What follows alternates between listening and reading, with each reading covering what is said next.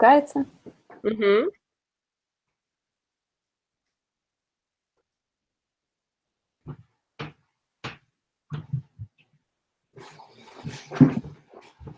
So, hello everyone, it's nice to see all great teachers of English. Today we have a special guest on our Skyteach channel. Yeah, so this is Justin, and maybe you've heard of him. So, I think that you've definitely watched his videos. He is a really unusual guest because he's a foreigner who not only speaks English but also learns Russian, and now he is on both sides of this I can say war. Yeah, so Russian versus English. So where do we have mistakes and who has more mistakes? So let's welcome Justin. Yeah, and by the way, my name is Yana. So I'm going to ask some really provocative questions today. Provocative. Okay, excellent. Okay, First so off, go ahead. Yeah, Justin, I just wanted you to tell our teachers something about yourself and just about your interesting path in life. Okay, well, to kind of introduce myself a little bit. So with my sort of personal experience, not just with Russia, but in the past in teaching English or whatnot, it started in St. Petersburg. And that was a very unique and interesting experience because that was teaching people in person, which is obviously a complete reversal for what I do now, which is entirely online. And I think that that actually poses some pretty interesting questions for today with the whole battle between online and in-person teaching. But yeah, essentially it was all teaching in classrooms, and it was kids, ages 8, 9, 10 years old, teenagers, 15, 16, 17, and then college kids as well as adults who were actually starting to learn the language for the first time with no real experience in English since they were back in school. So you have all these different age groups. There's positives and negatives to teaching each of these age groups, but also things that, I really enjoyed about each of them. So that's kind of where all that sort of started. And then when I came back to Canada, it all shifted, of course, to online, dealing with the time zone differences between my students and myself, and kind of how all the things, and even just that whole technological element that comes out of teaching online that you just kind of have to learn and account for, that you never really think about when you're just teaching in the classroom. So that's kind of where I'm at now. And of course, as you guys already know, I teach and focus primarily on Russian speakers. So that kind of brings us back to the present day here now. I want to ask you one more question. So, and how has it happened that you started to teach? So, why is such a strange urge? Because for some people, it may seem strange that a man is going to teach and so on. So the attitude in Russia sometimes is dubious about this fact. Yeah, it honestly, it was never really an intentional decision. I can remember being in places in St. Petersburg, speaking Russian, and having Russian friends ask me something when they find out that you're a native English speaker. Well, why do you say this, or how does this happen?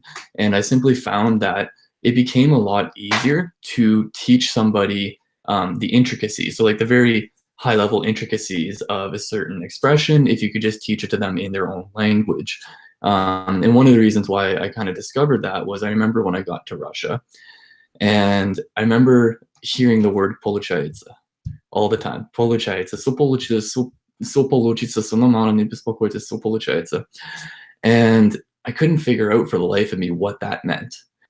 And so I remember I went and I started asking my Russian friends, and I said, well, what is получается?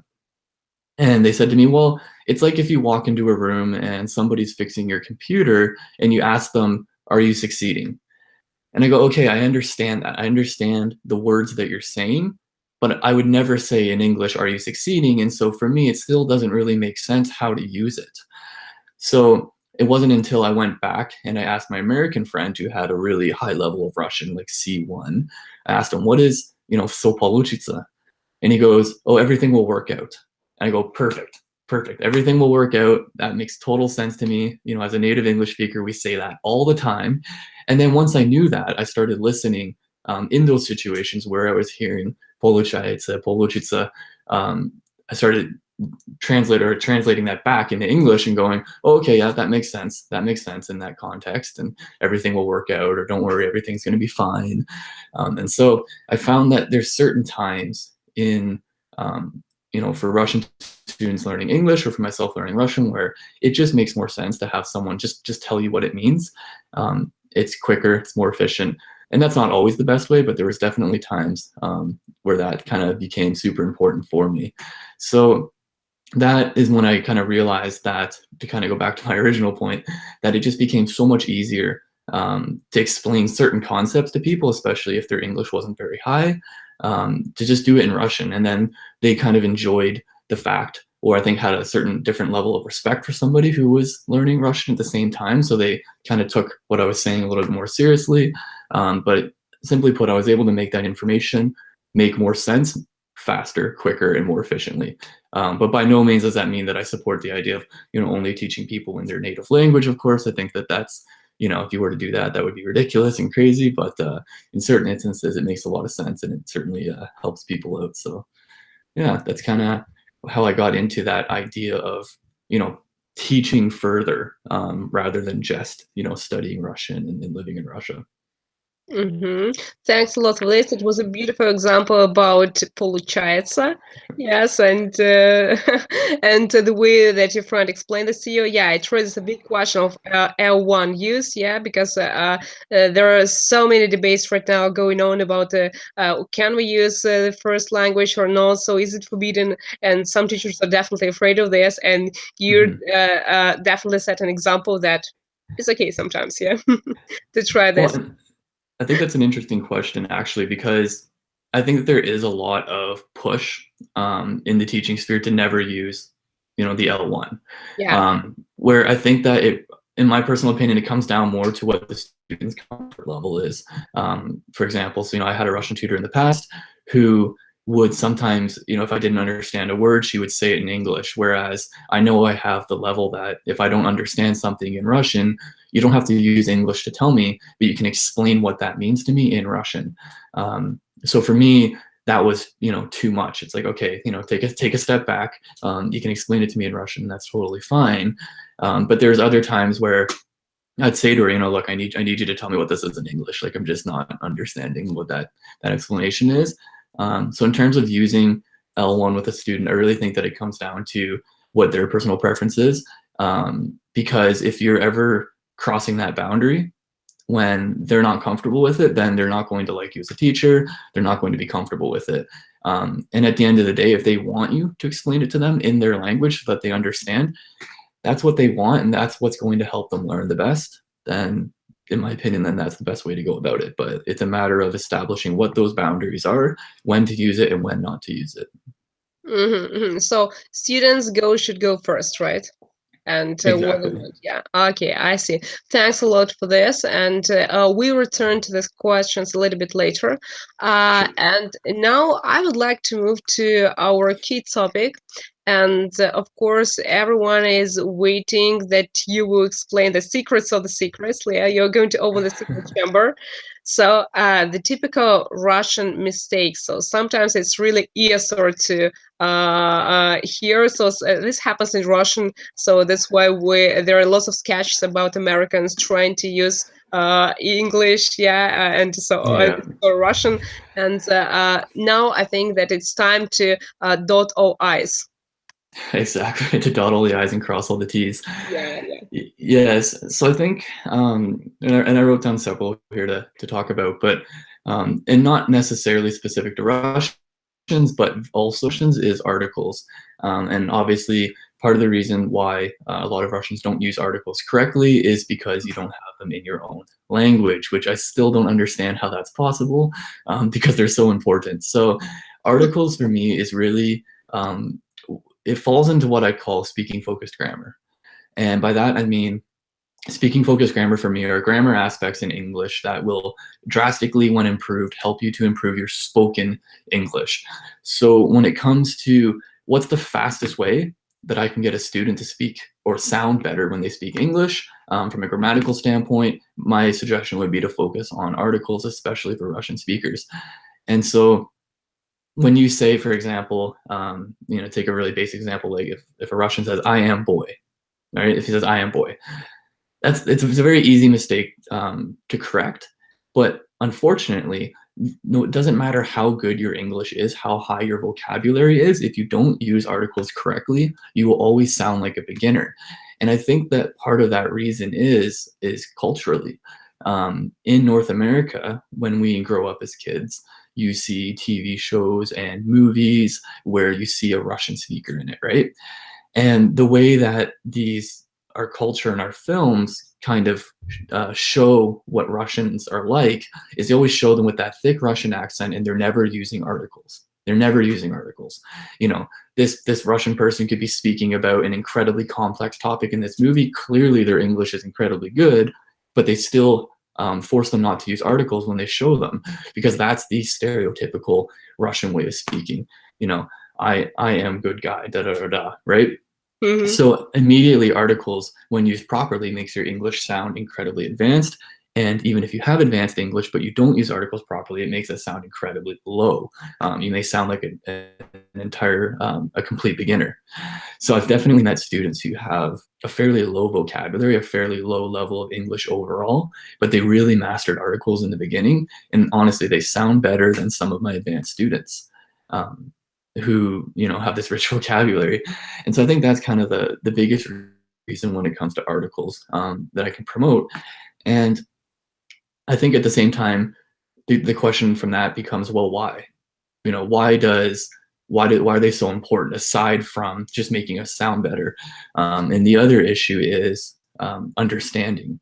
So, and I think I talked about this in a video, I don't remember, but I had a Russian friend, and I was flying back to Russia, and she asked me to take a suitcase for her family back to Russia with her. So she was going to meet me at the airport, give me the suitcase, and then we were going to fly there, or I was going to fly there with the suitcase.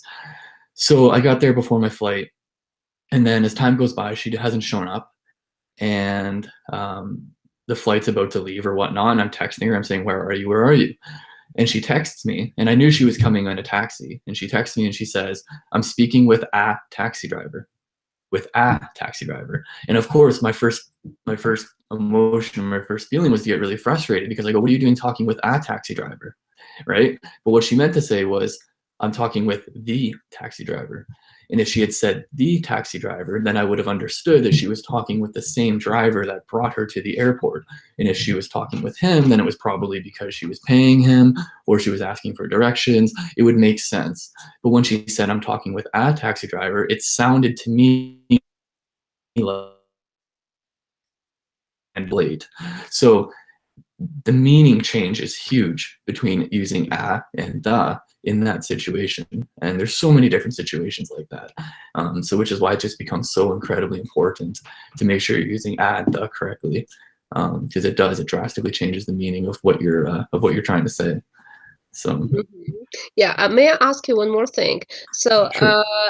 if it's a key mistake, then of course our teachers would like to know how to improve this.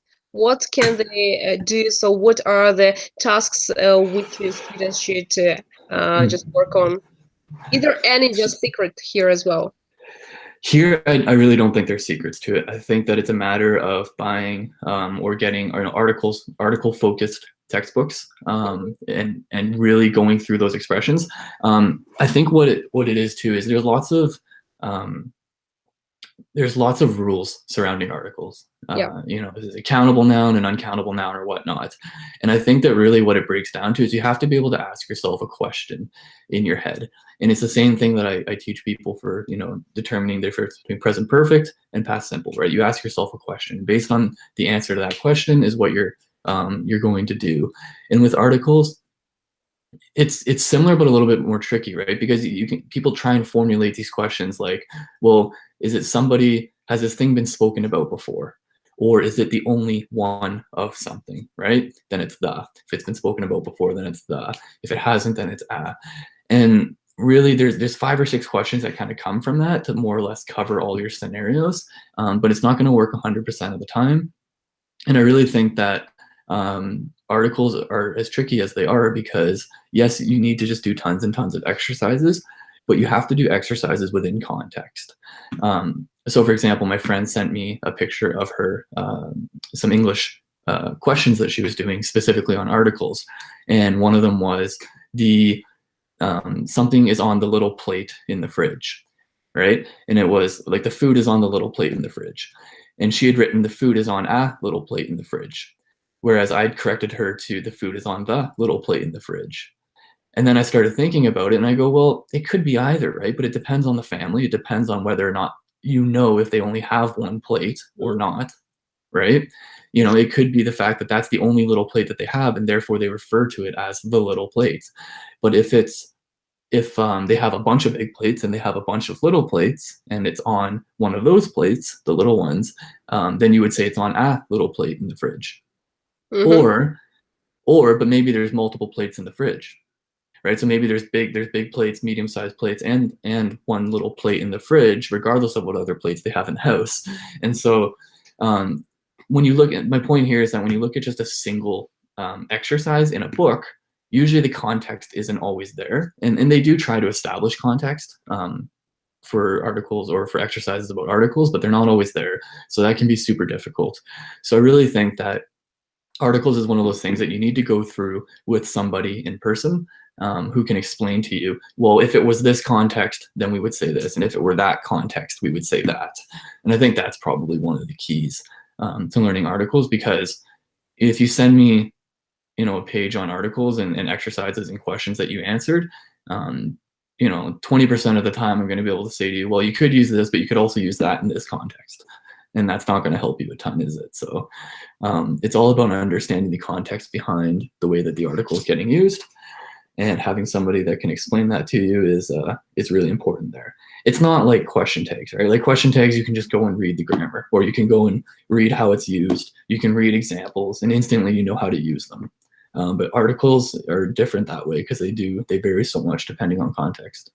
Yeah. Mm-hmm. So you just touched a very important question about grammar books, and that even such names like grammar in context still isn't going to be a grammar in context, right? So when we studied at university, we had special exercises, really tough ones, when we had, for example, a page from Julian Barnes without articles. And we had to work with this. It's like the history of the world in 10.5 chapters. And it was extremely challenging because it seemed that he broke all the rules that we've learned before. Yeah. And he just removed all the articles and you had to fill them in. Yeah. Wow. That would be a lot of work. It's a lot of work, just one thing, but it was like all rules of English was broken. So everything that we've learned in Murphy or any other book was just not here. And this is what you were talking about. So it doesn't mean that teachers have to create their own exercises for this topic. I don't think that it means that they have to create their own ones. I think that they can use the exercise that's there as a base, but then in certain instances, explain what other contexts could be possible.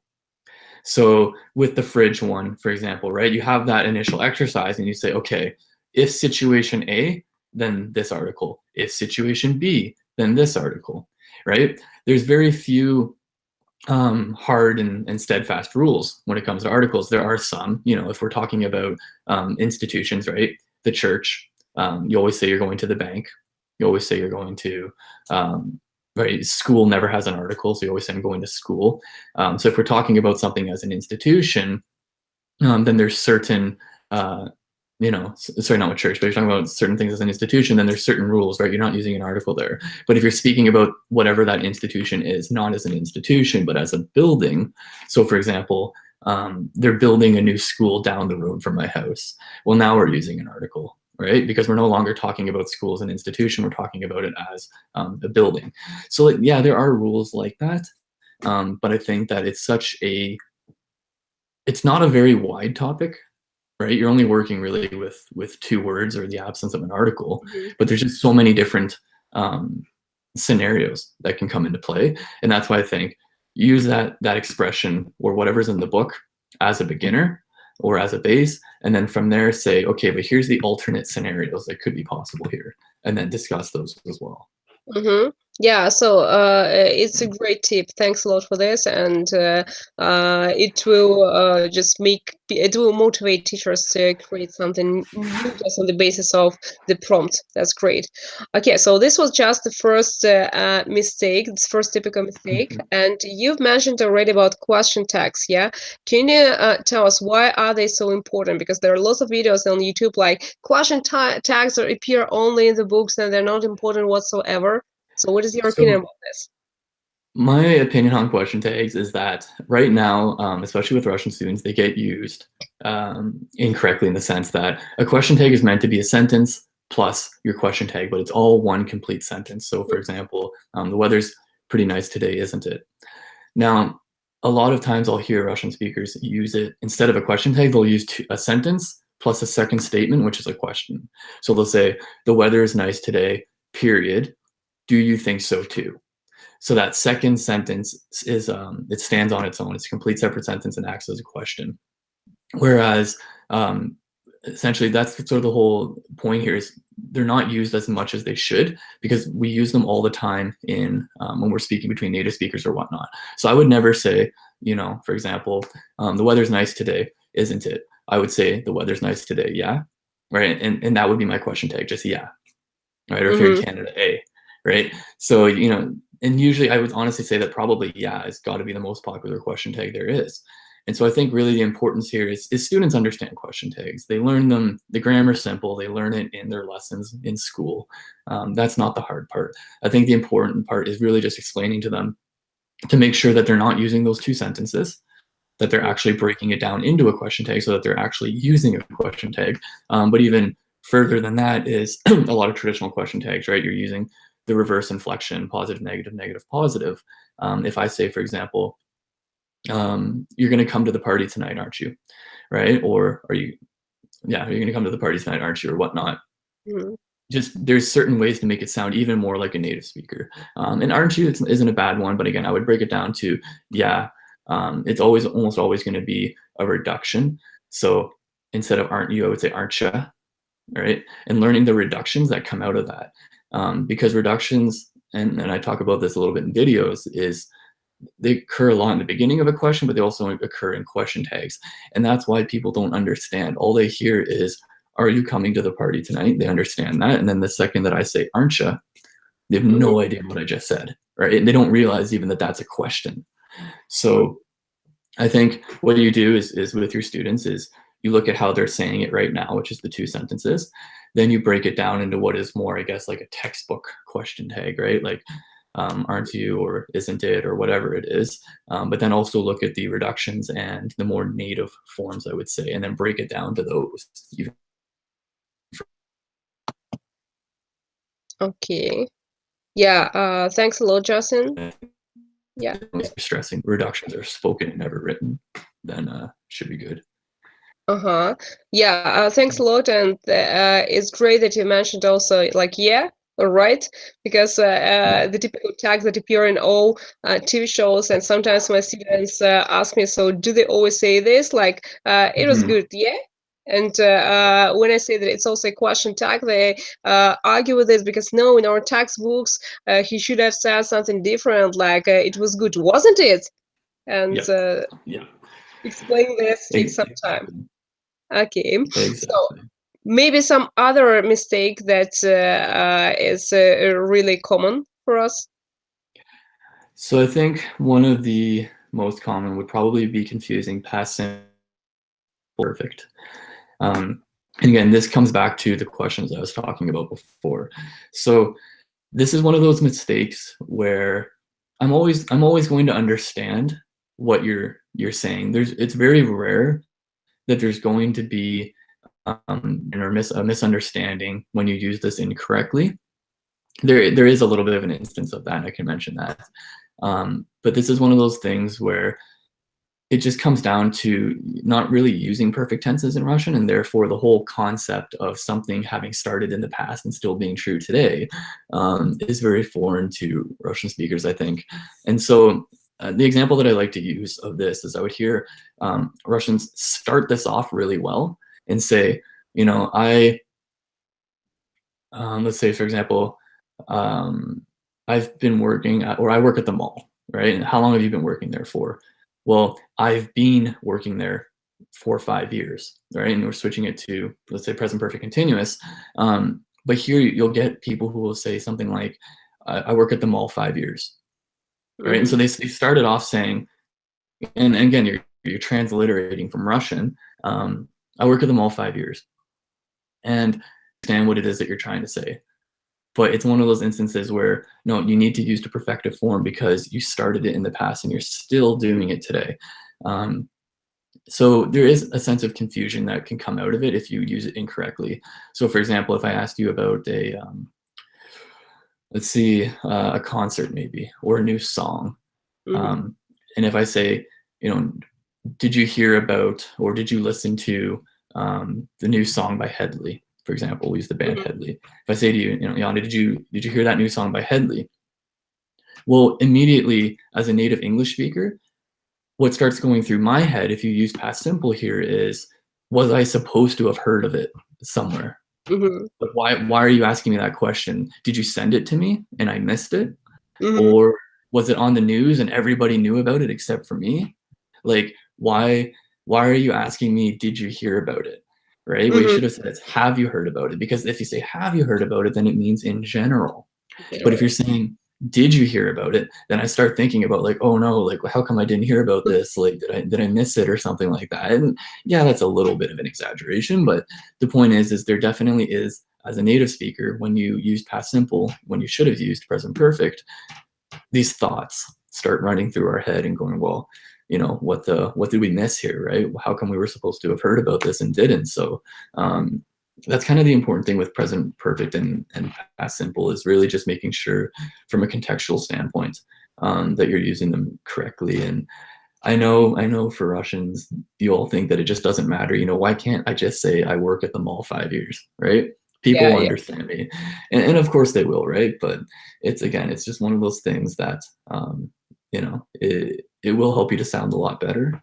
But I would think, like, when it comes down to comparing aspects of grammar, articles are still going to be more important for making sure that you sound better and you're better understood. But definitely past simple and present perfect, if you can just work on that with students, it's going to make them sound a whole lot better.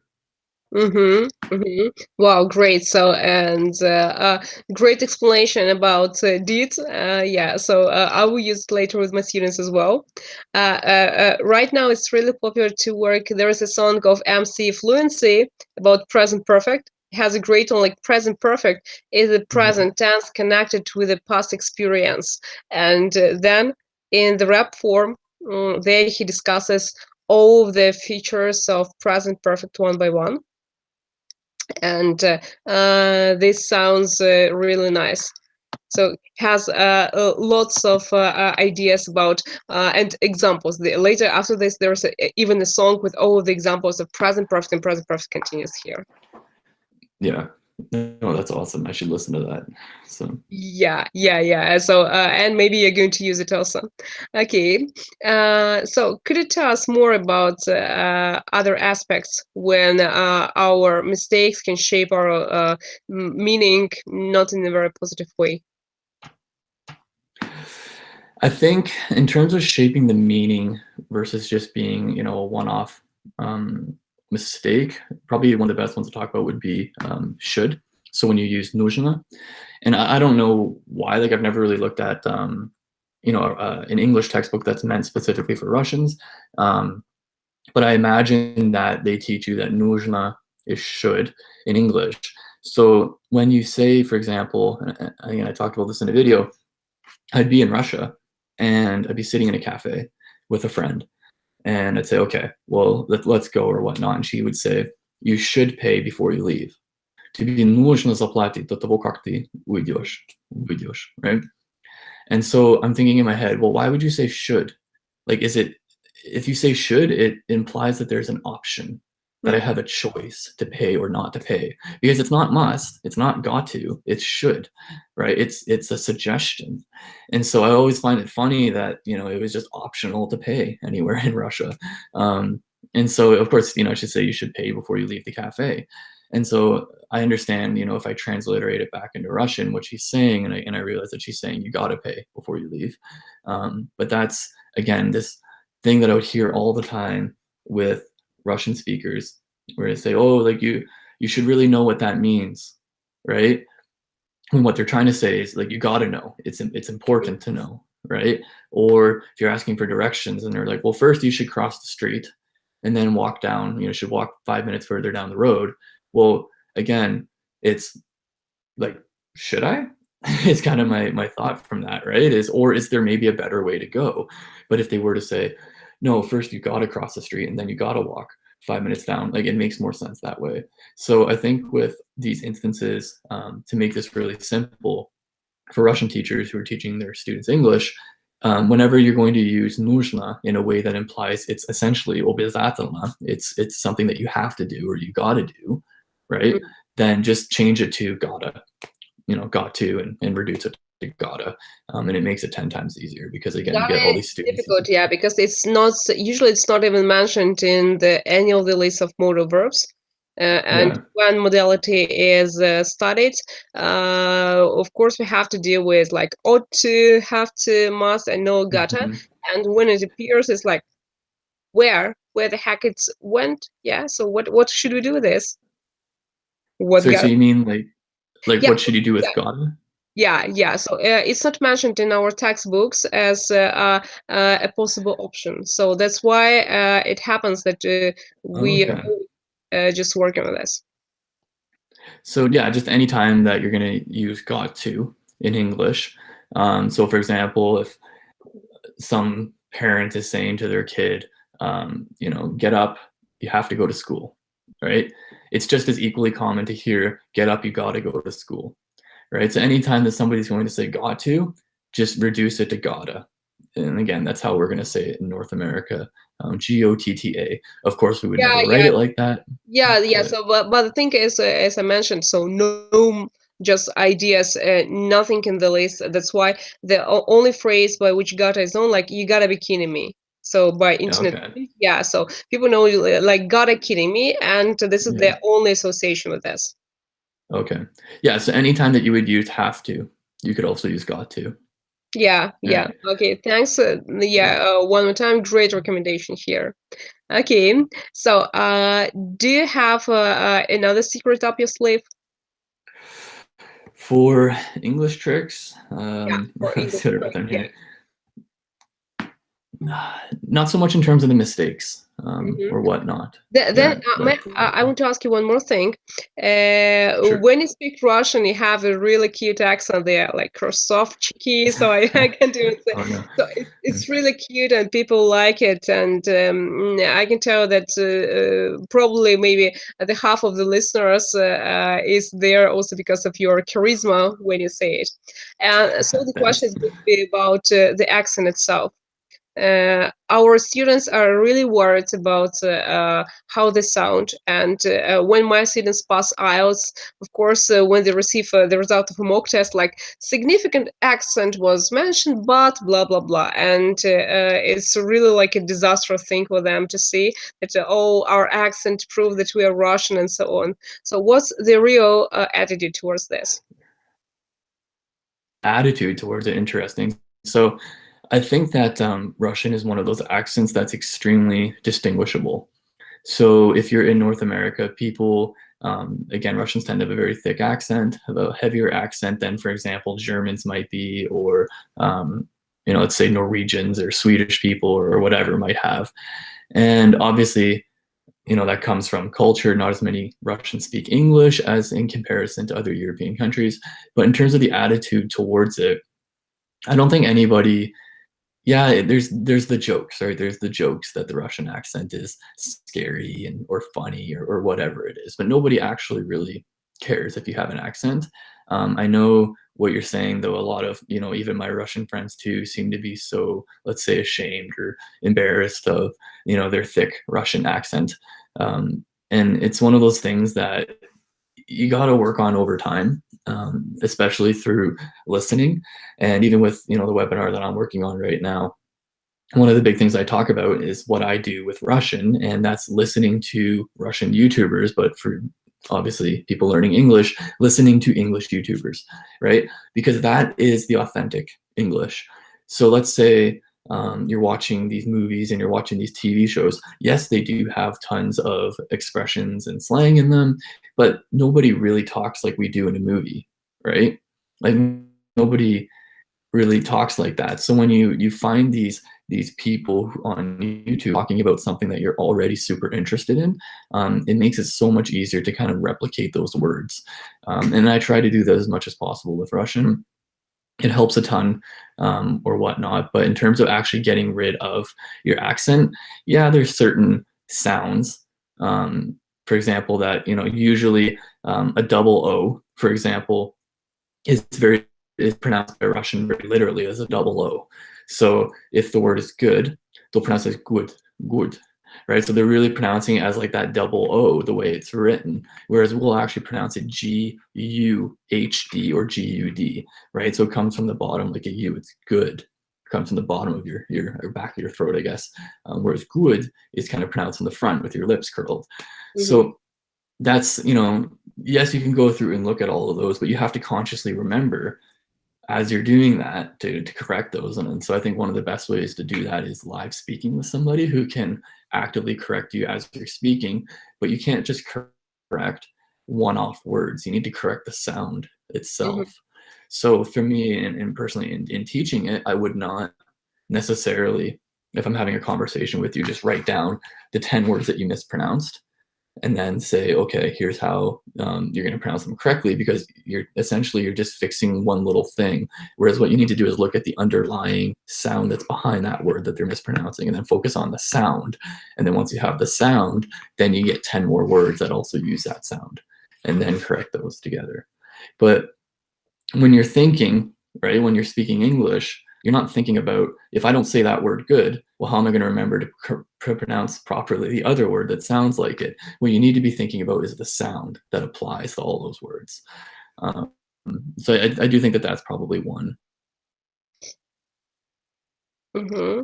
So individual word, really, it's a sound thing. Uh-huh. So, Justin, thanks a lot for this. And by the way, you pronounce good.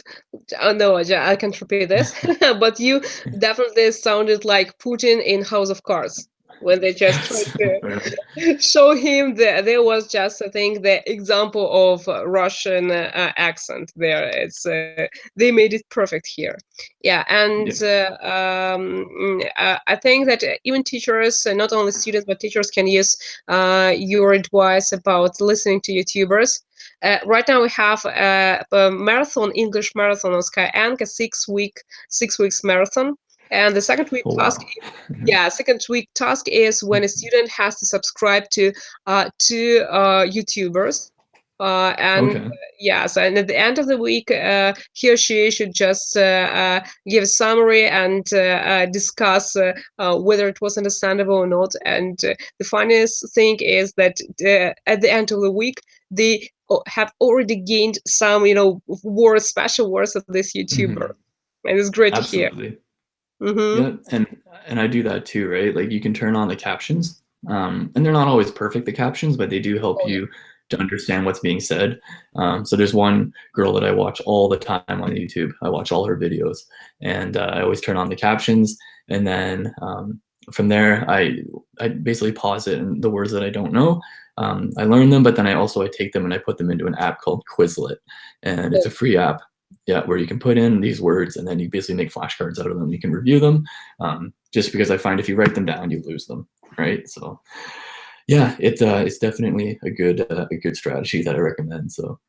We work with Quizlet as well as Skyeng application. They have a similar one, Awards, and it's slowly gaining all the features of Quizlet in a bit of a different way, but it works awesome.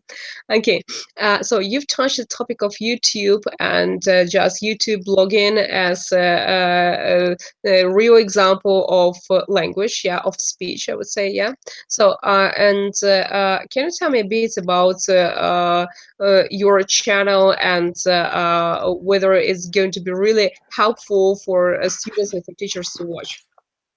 Sure, I'm just going to plug in. I'm a little low on battery here. It's down to 14%, so I feel like I should. There, now you can see more of the study. Uh-huh. Yeah, it's still beautiful. I'm glad you like it. So, the YouTube channel.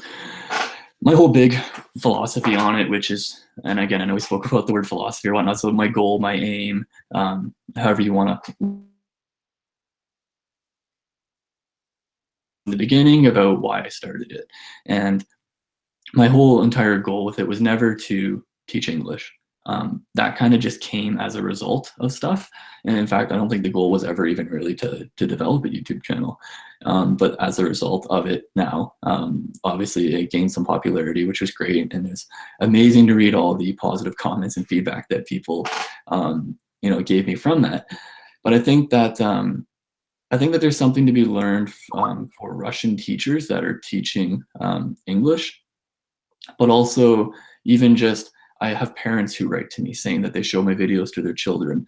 I have English or Russian teachers that work in like the public school system, so that aren't, Skyeng teachers or online teachers in a private language center or something like that, that will also show my videos to their students.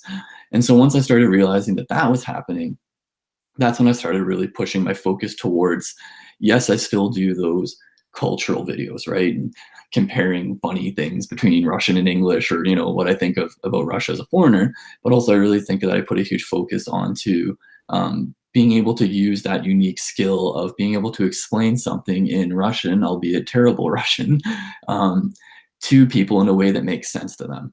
And that always, always, always goes back to my own personal experience with получается and how much easier it was for me to understand that once somebody of my own language explained that to me in my own language. And that's not the only example too. When I started studying Russian and I was in St. Petersburg at SPBGU, our teachers didn't speak any English.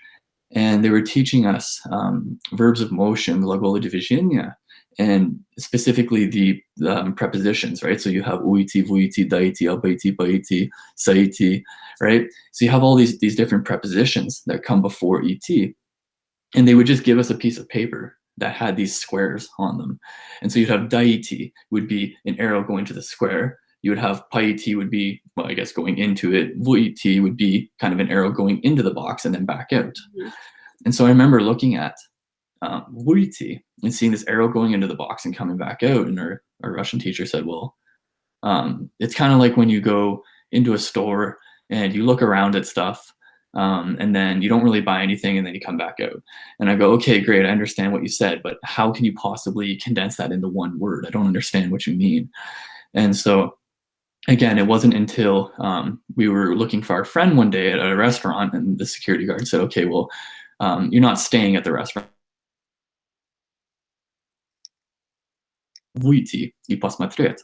And that's when I understood it's kind of like to step in, right? To step in or to drop by, or to step in or to drop by are probably the two easiest ways that I can translate that back into English.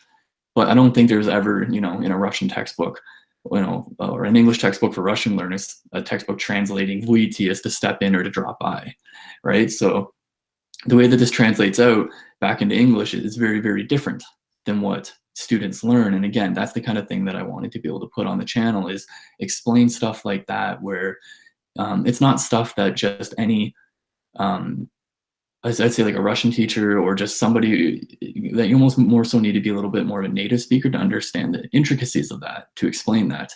And that's why I try not to do videos too much about grammar, for example.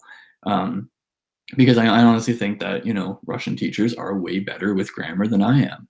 And that's probably because you study it, right, through school, learning the basics of, English grammar and whatnot. And then when you learn it as a teacher, you learn it that much more in depth.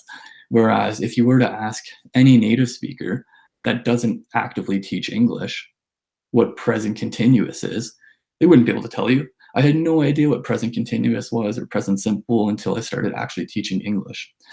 So I think that definitely the channel is really supposed to be that stuff that you can't find in textbooks, or you can find, but it's not explained well, or it's not explained in your language in a way that makes sense to you, anything like that. And you know what, if that means that Russian teachers are able to watch it and learn something new that they can then, teach to their students, then awesome. I'm happy. So I'm be really glad if that helped people out that way. Yes, you're definitely helping there, and I can tell you that you helped with the burnout because when I watch your YouTube videos, you're always positive. You're just full of energy, and you try to definitely encourage not only students but everyone who watches it, and it's great. So, and I understand that it's kind of great for you to have a YouTube channel where you can be yourself. Yeah, so not to be a teacher like a formal teacher there. Mhm. And Exactly. yeah, and but what can you recommend to other teachers? So what can they do in order to avoid this burnout? Because when you have lots of lessons, lots of students, it finally happens. Yeah, I think when it comes to avoiding burnout, and is two things. One, obviously, everybody knows that you have to limit the amount of active studying that you're doing, right? It's always better to do 30 minutes a day for 4 days and then 2 hours, all at once, right? Because you're never mentally going to be that you know engaged that you're able to keep that up for 4 hours. So I think that's a pretty fairly standard recommendation, but it's certainly something that I agree with, and I'm not sure if I have anything unique in that sense to add to it.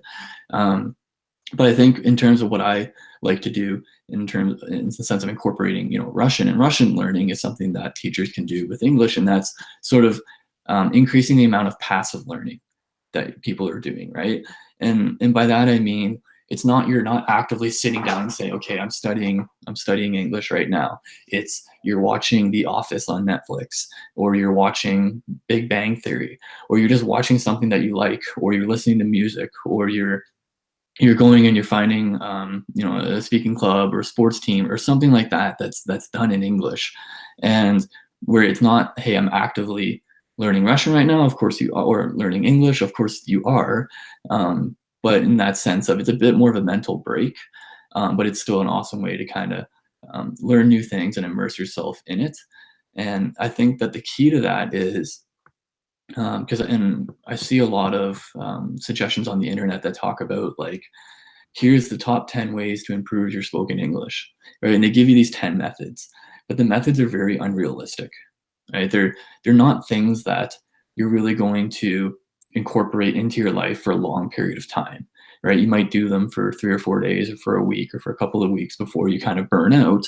And stuff like that could be listen to 10 minutes or read 10 minutes every day to build your vocabulary. Well, that's not realistic for two reasons. One, I mean, are you always going to be able to do that and keep up with it? Maybe if you love reading. But secondly, if you don't love reading, then you're probably not going to do it. And then you feel like a failure because this article on the internet said that this is the best way to do something and you've just failed at doing it.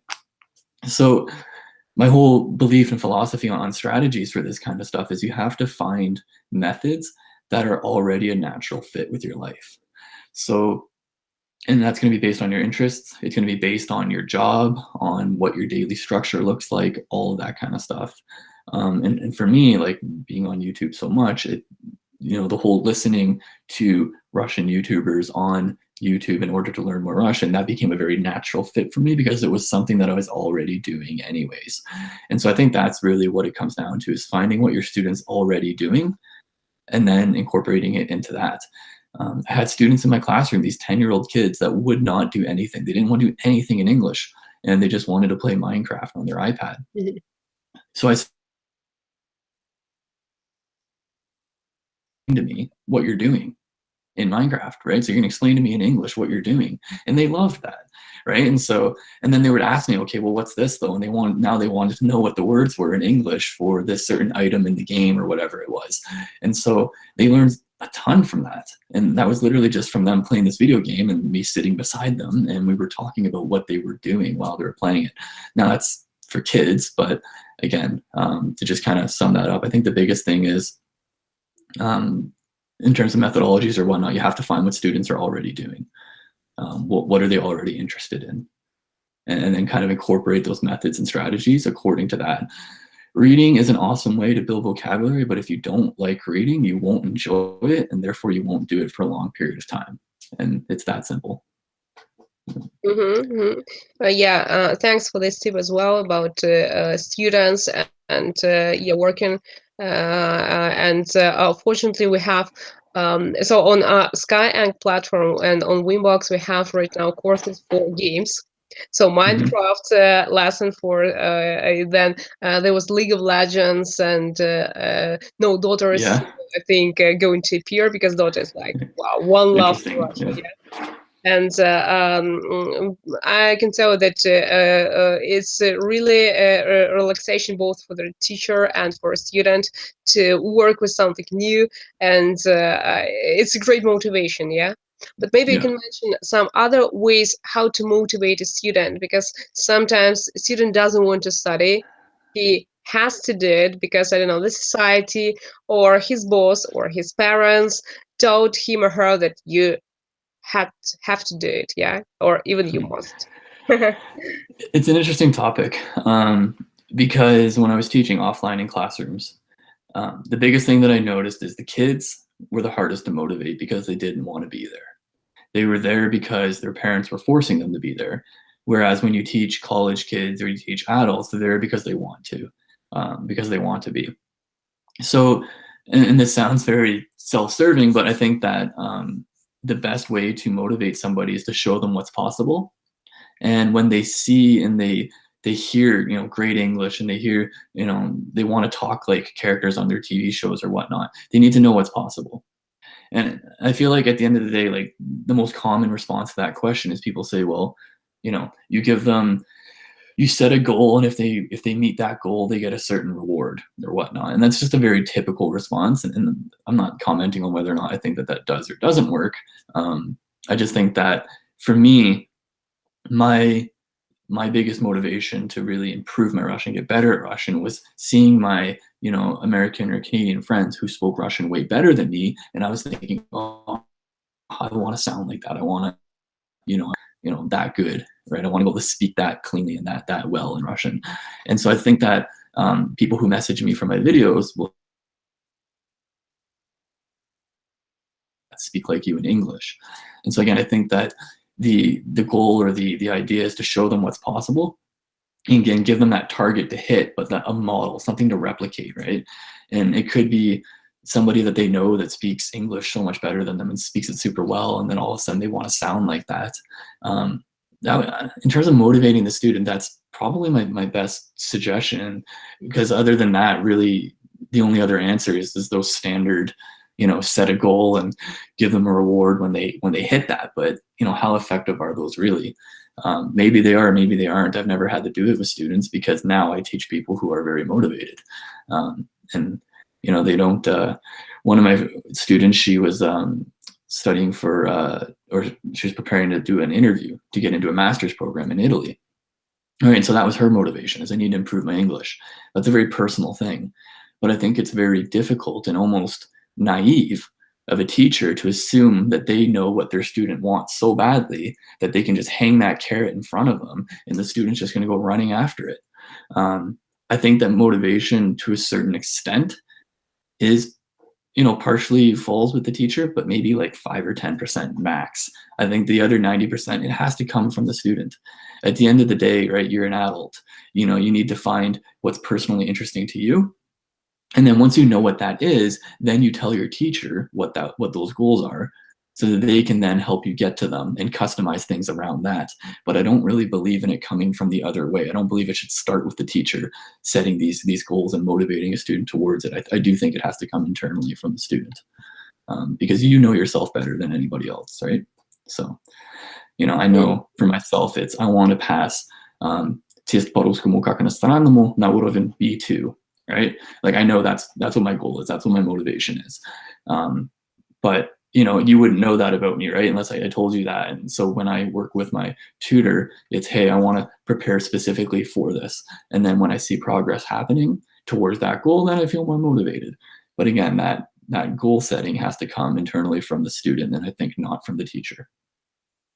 Yeah, you're totally right there. And as I work mostly with students preparing for the exam, the question of motivation isn't so I would say difficult for me because they're already motivated, and usually they run to me with their eyes popped out like Yeah. crazy.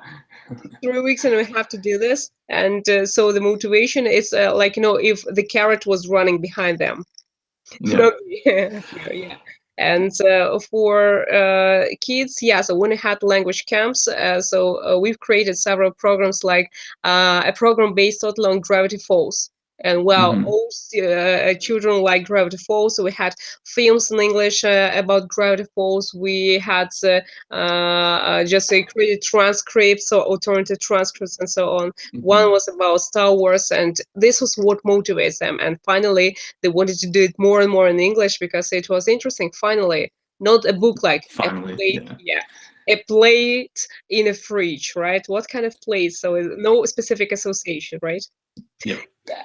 And before I ask you the last question, there is a question from our listener. So Sure. it is about your friend. So did she make it on time to get the suitcase, by the way?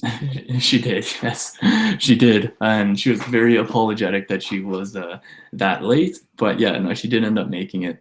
So I So was happy about. finally, yeah, we have a closure. Thanks. Now we know the story. Yeah, I'm and glad I you. wanted to ask you just the last question till we Sure. finish. What is the best teaching advice that you've ever received? The best teaching advice I've ever received. Well, that's a good question. Best teaching advice I've ever received, I think, was to. Okay, so it wasn't directly said to me, but best advice that I ever got was really when I wasn't sure what kind of teaching style I wanted to have or how I wanted certain things and lessons to look or whatnot, was to not try and reinvent the wheel, um, but to find a teacher who is really that apex of what you want to model after, and then shadow that person and then really reflect their teaching styles. I think that when I very first started teaching, I was completely lost. And I remember, I was kind of going, okay, well, what can I do to be unique? What can I do to be creative? Especially with kids, it was incredibly difficult.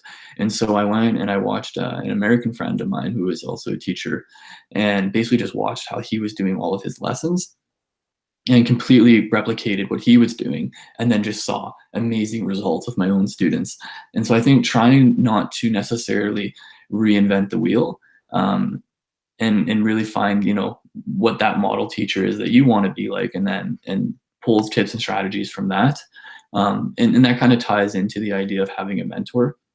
So know a teacher, again, like that you can talk to, that you can ask questions to, on how you can make things more unique and interesting, or how you can do that kind of stuff.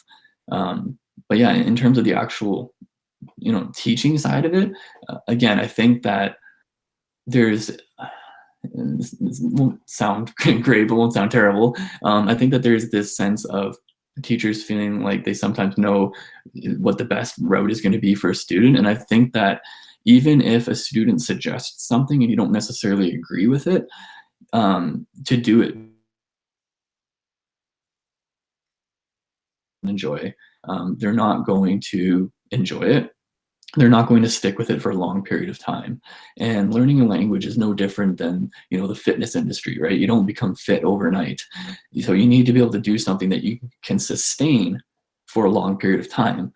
And the same thing with teaching. If they're going to lessons that they don't enjoy, if they're engaging in material that they don't enjoy, if they're not using practices outside of the classroom that they don't enjoy and that don't naturally fit into their life, then maybe they'll only do it for a week or 2 weeks or a month, when really what they need to be doing it for is a year or 2 years. There needs to be that long-term progression there.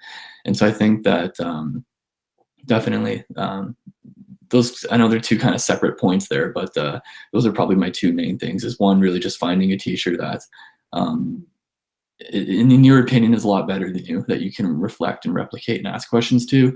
And the second thing is really, whatever it is that you're doing with a student, especially if it's one-on-one, gearing it towards what they want to do, um, and whatnot. So I'm sure that second one especially has been said 100 times before. And again, I'm not trying to reinvent the wheel here and tell you guys something new that you haven't heard before. And specifically for that question, I think me mentioning it again really just shows how much I agree with it and how important I think that it really is when it comes to teaching your students. Yeah, but still, so thanks a lot. It was really inspiring, and yeah, you just struck to the point. And of course, we read it before, we heard it before, but right now there is a, I would say, a different stress put to this. Because Yeah, as you practice a lot and you show us how you do this and how to work with this, it's great help for all of us. So thanks for this. Thanks for your YouTube channel and always positive thank attitude. you. So today it was just definitely good vibes we're talking about, yeah. And Yeah, I'm really glad that you helped us with our Skyteach conference and there, and we're expecting to see you more in the future. yes, absolutely. So it was a fun time. Yeah, Definitely. definitely. So, and also thanks to our audience and people who are going to watch it later. Yeah, because Oh I yeah. know, yeah. So many of them are going to watch us after all the lessons, and then we can say hello to people watching this later as Okay. well. Awesome. Yeah. No, that's perfect. That's really neat, actually. Technology, right? The way that it just creates opportunities for us that we never had, even 10 years ago. It's unbelievable what we're able to accomplish now. So, and that's Yeah. what makes all of this possible. Yeah. Mm-hmm.